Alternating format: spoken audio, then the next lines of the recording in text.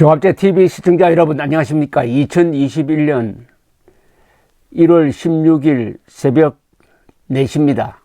우리는 지금 도널드 트럼프라는 미국 역대 대통령 중에서 최악의 인물이 처절하게 아주 비참하게 몰락하는 장면을 지켜보고 있습니다.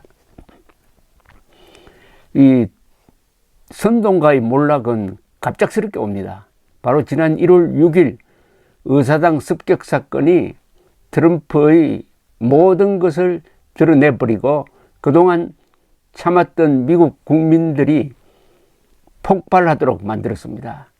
그 여세를 타고 미국 대통령 중에서 유일하게 두 번째로 탄핵 소추되는 모습을 보여주고 말았습니다. 트럼프가 최근 한 2달 동안의 한 행동이 그 인생의 집약이었습니다. 상상을 초월하는 거짓말을 했습니다. 선거에 약 700만 표 차이로 그리고 306대 232로 졌으면 깨끗이 승복하면 됐습니다.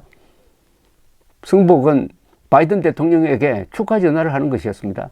그리고 바이든을 백악관으로 초청해가지고 인수인계에 들어가는 것이었습니다. 이게 미국의 아름다운 전통이었는데 그걸 다 상무시해버리고 부정선거로 졌다 하면서 악질적인 변호사를 앞세워가지고 60군데 이상 소송을 제기했지만 모조리 졌습니다. 대법원에서도 2번이나 졌습니다. 그래도 승복하지 않고 펜스 그 충성스럽게 자기를 뒤따르던 펜스를 압박해가지고 미국 의회에서 뒤집으려고 하다가 결국은 저 사단이 난 겁니다. 이 거짓말입니다. 바로 가장 깨끗하게 공정하게 치러진 미국 대통령 선거를 부정 선거다. 그것도 허무맹랑하게 일종의 컴퓨터 부정서를 한국에서 수입했는지 그걸 가지고 주장을 하다가 결국 처참하게 제1기를 저는 2018년 6월 봅니다. 6월 12일 싱가포르에서 김정은을 만나는 것. 그때까지의 트럼프는 믿음직한 지도자였습니다. 특히 한국에서 인기가 있었어요. 김정은이 불장난을 한다고 리틀 라켓맨이라고 하면서 코로나를 몰고 실제로 대북 제재를 강하게 했습니다. 유엔에 앞장서 가지고 김정은을 코로나로 몰았어요. 그러다가 문재인 김정은이가 결탁한 비핵화 사기극에 완전히 넘어와서 김정은을 만나면서부터 저는 트럼프의 몰락이 시작됐다고 봅니다. 김정은을 만나면서부터 트럼프가 달라져 버렸습니다. 그동안 리틀 라켓만이라고 조롱하던 김정은을 아주 훌륭한 지도자다. 나는 김정은과 사랑하는 사이다. 김정은이가 보낸 편지를 받고는 뷰티풀 레터다. 라고 립서비를 하는 정도가 아니라 김정은이가 요구한 한미 군사훈련을 그 자리에서 중단시켜 버렸습니다. 그래서 한미동맹을 뒤흔들어 버리고 그 뒤에는 김정은이가 미사일을 쏴도 이게 유엔 제재 위반인데도 그건 뭐 괜찮다라고 묵살해버리고 북한 인권 문제에 대해서는 아무 관심이 없고 계속 김정은에게 끌려다니는 모습. 김정은과 세 차례 만나서 사진 찍는 걸 가지고 사진을 크게 뽑아가지고 백악관에 걸어놓고 마치 프랭클린 루즈벨트 대통령이 히틀러 사진을 백악관에 걸어놓는 거하고 마찬가지 아닙니까? 그러니까 미국 사람들에게 어떻게 저런 독재자와 친하게 지내느냐 하는 비판을 많이 받았습니다. 이게 이번 표에 상당한 영향을 줬다고 봅니다. 이번에 조지아주가 좋은 예입니다만 아주 근소한 차이로 바이든이 이겼습니다.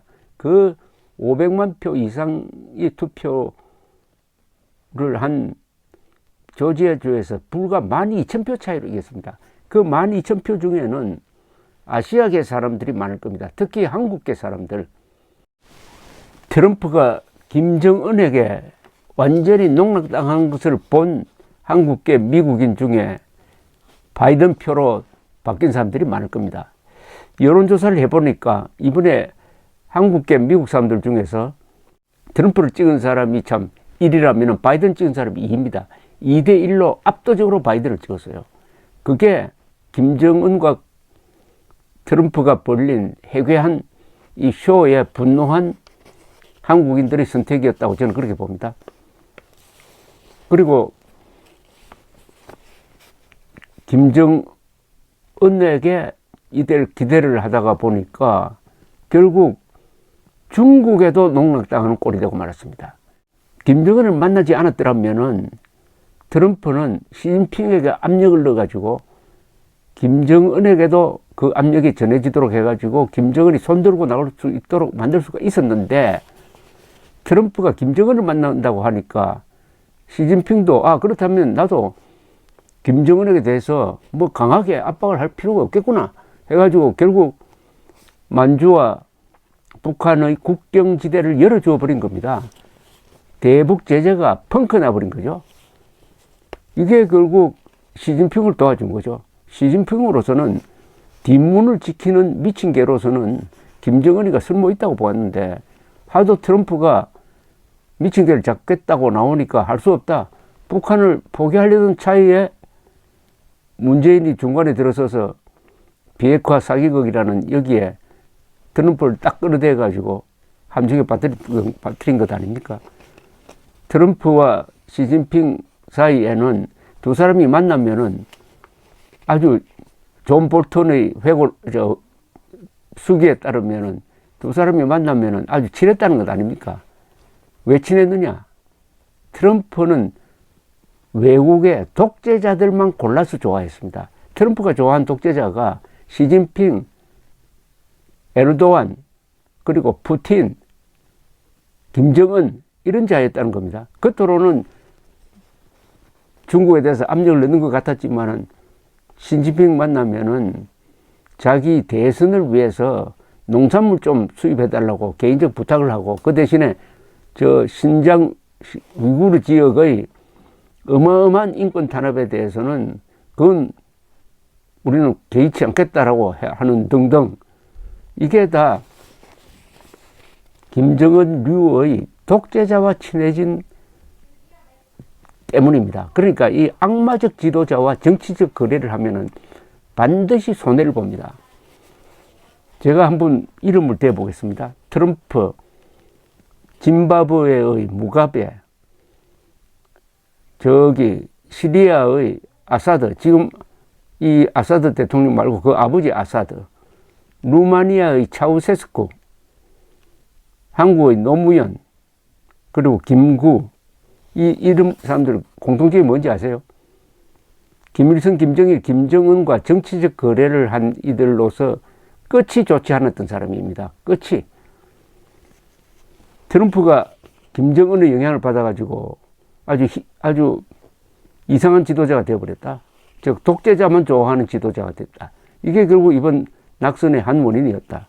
그 다음 무가베는 짐바브웨라는 그 좋은 나라를 한 30년 동안 통치를 하다가 80년대 초에 평양에 가서 김일성을 만난 다음에는 김일성의 제자가 되어버리고 말았습니다. 김일성의 그 어마어마한 권력을 아주 좋아하게 되었고, 그리하여 북한과 짐바브웨가 상당히 친하게 되었고, 심지어 북한 군인들까지 짐바브웨로 데리고 와가지고 무가베는 자기 종족에 반대하는 종족을 죽이는데 그 북한이 훈련시킨 부대를 써먹기도 하고, 그 다음에 주체 사상을 번역해서 부하들에게 가르치고 김일성 생일을 기념하고 하는 이런 꼴을 보이다가 그 좋은 짐바브웨를 철저히 망쳐가지고 한때 1년에 인플레가 5천억 %가 되기도 했습니다. 화폐를 발행을 하면서 요거는 몇 년까지만 쓸 수 있다 하라고 기간을 정한 화폐를 발행하기도 해가지고 철저하게 짐바브웨를 망친 무가베도 김일성을 만나기 전에는 괜찮은 지도자였어요. 차우세스쿠는 너무나 유명한 경우죠. 루마니아 1970년대 초에 김일성을 만나기 전에 차우세스쿠는 아주 독자 노선을 가는, 공산권에서도 소련, 중국과 다른 독자 노선을 가는 지도자로 서구에서 아주 인기가 있었습니다. 차우세스쿠. 그러다가 김일성을 만나고 돌아와서 확 바뀌어버렸습니다. 김일성을 따라하기 시작했습니다. 정책적으로도 따라오고 주체사상도 공부하고, 그러다가 결국은 1989년 12월 민중봉기가 일어나가지고 헬리콥터 타고 도망가다가 부인하고 체포돼가지고 총살당하는 걸로 끝이 났죠. 노무현, 김정일과 14선언을 했는데 그것도 퇴임 직전 한 5개월 남겨놓고 14선언을 맺었는데, 이 14선언이 만들어지는 과정에 참으로 문제가 많고 그 대화록이 또 공개되면서 아주 공경에 처하고, 노무현, 김구, 김일성과 만나서 남북 합작, 통일을 논의하다가 완전히 김일성에게 이용당하고 말았습니다. 리비아의 카다피, 이집트의 무바라크도 김일성을 만난 다음에 사람이 바뀌었다는 평을 받습니다. 그 반열에 하나 들어가는 사람이 트럼프가 된 겁니다. 이게 뭘 보여주느냐. 악마적 지도자가 있습니다. 그런 사람은 스탈린, 히틀러, 김일성, 김정일, 김정은이죠. 이런 자들은 사실은 인간이 아니라 악마입니다. 악마. 수백만, 수천만을 죽인 이 악마, 이 악마와 거래를 하면은, 악마는 상하지 않아요. 악령이 있으니까. 그러나 악마와 거래한 이 자유진영의 지도자는 그 악령에 씌웠는지 저주를 받았는지는 모르지만 아주 끝이 좋지 않습니다. 그 끝이 좋지 않는 사람 중에 하나가 트럼프였다. 참 조심할 일입니다. 악마의 악당과 거래를 한 문재인 대통령은 어떻게 될까요? 문재인 대통령은 어떻게 될까요? 이 법칙, 김일성, 김정일, 김정은과 악마와의 거래를 한 사람은 그 운명이 뒤끝이 별로 좋지 않다는 게 트럼프, 무가베, 아사드, 차우세스쿠, 김구 이런 사람들을 통해서 증명되고 있습니다. 이제 문재인 대통령 퇴임이 1년 한 4, 5개월 남았네요. 비핵화 사기극의 세 사람, 이제 임기 순으로, 나이 순으로 갑니다. 그 다음은 문재인, 그 다음은 김정은입니다. 김정은은 임기가 없으니까 버틸 수 있을까요? 글쎄요. 지금까지 버텼기 때문에 앞으로도 버틸 수 있다고 생각하는 한 거는 그런 착각이죠. 어쨌든 북한 노동당 정권은 세계사의 흐름 속에서 아주 예외적인 존재입니다. 예외는 반드시 그 예외가 끝나는 시기가 오는 것입니다. 참 트럼프를 생각하면 안타까울 때가 있습니다. 2017년 트럼프가 한국을 방문해가지고 국회에서 연설할 때 얼마나 환호를 받았습니까? 또 2017년입니까? 연두교서를 발표할 때 17년인지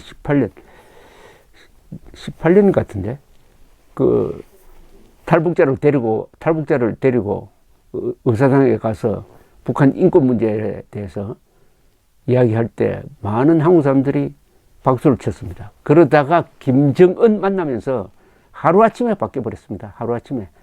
절대 민주적 지도자는 악마와 거래를 하면 안 됩니다.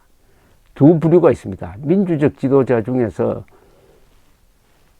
바이든도 그런 사람입니다. 바이든, 레이건, 트루만 같은 사람들은 이런 독재자를 아주 우습게 봅니다. 그러나 그런 신념이 부족한 사람들은, 그 중에 한 사람이 김대중, 노무현, 문재인, 트럼프 같은 사람들은 독재자의 권력을 부러워합니다. 그게 눌려버려요.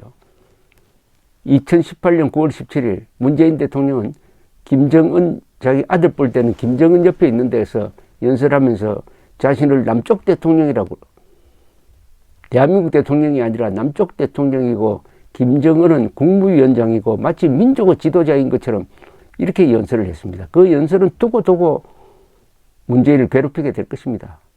바로 김정은을 경멸해야 할 대한민국의 대통령이 김정은에게 눌렸다는 것 아닙니까?